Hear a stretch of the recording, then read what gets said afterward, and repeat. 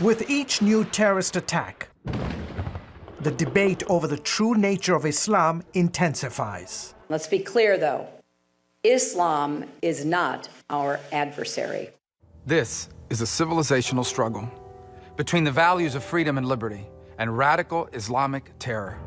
Those on the left defend Islam, calling it a religion of peace. Muslims are peaceful and tolerant people and have nothing whatsoever to do with terrorism. Those on the right want to stop the flow of Muslims to the U.S., concerned about jihadists sneaking in among masses of refugees. What happened in Paris could happen here. There is no middle ground.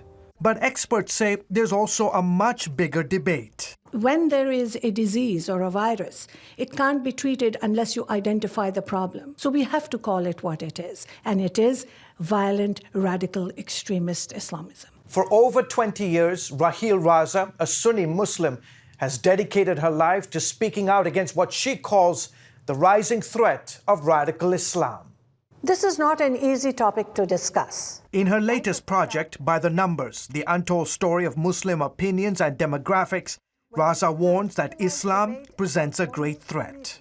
In light of the fact that most of the terrorism in the world today involves Muslims in one way or another, and because it directly affects our lives and security, I think that we need to be able to have an open, honest, and fact-based conversation about that. Produced by the Clarion Project, Raza describes so-called spheres of radicalization. At the core is what she calls violent jihadists like ISIS, Al-Qaeda, Hezbollah, and Boko Haram. These are the jihadists who murder people in San Bernardino, Texas, Paris, London, Delhi, Jerusalem, Ottawa, Madrid, Nairobi. A second sphere, Raza says, are those who support jihadist goals but not their methods.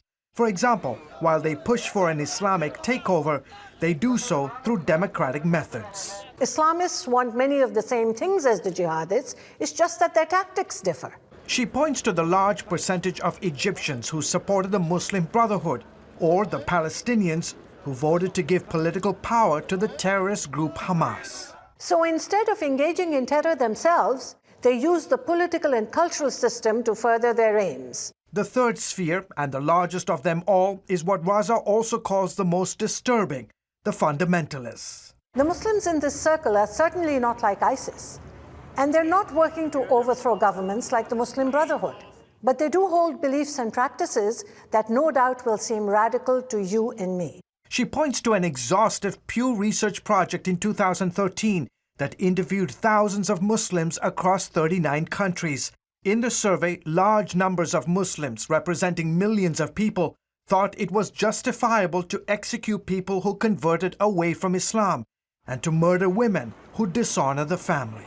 These studies paint a picture of an Islamic world that is increasingly out of step with the modern world. In the same survey, alarming numbers of young Muslims in Western countries also supported suicide bombings. 42% of French Muslims, 35% of British Muslims, and 26% of American Muslims believe suicide bombings against non-Muslims can be justified. And equally shocking, Raza adds, is the large percentage of Muslims who want Sharia law, which calls for stoning of adulterers and chopping off thieves' hands, to be the law of the land. Of course, not every Muslim believes in these things, but hundreds of millions do. The numbers are right here for all to see. Raza says if radical Islam is ever to be defeated, an honest conversation must happen about one of the most important issues of our time.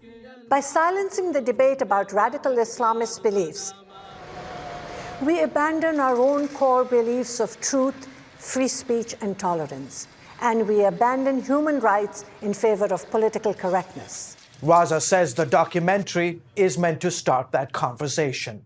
George Thomas, CBN News.